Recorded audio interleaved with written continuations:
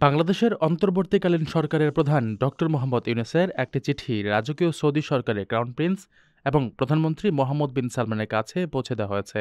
মঙ্গলবার সৌদি আরবে নিযুক্ত বাংলাদেশের রাষ্ট্রদূত দেলোয়ার হোসেন রাজধানী রিয়াদে সৌদি পররাষ্ট্র উপমন্ত্রী ওয়ালিদ আল খেরেজির সঙ্গে দেখা করে পত্রটি পৌঁছে দেন। সৌদি প্রেস এজেন্সি পত্র হস্তান্তরের বিষয়টি নিশ্চিত করেছে।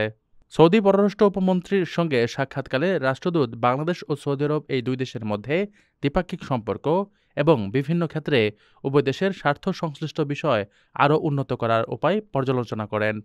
এছাড়া ভিসা প্রক্রিয়ায় সহজীকরণ সহ অন্যান্য বিষয় নিয়েও আলোচনা করেন।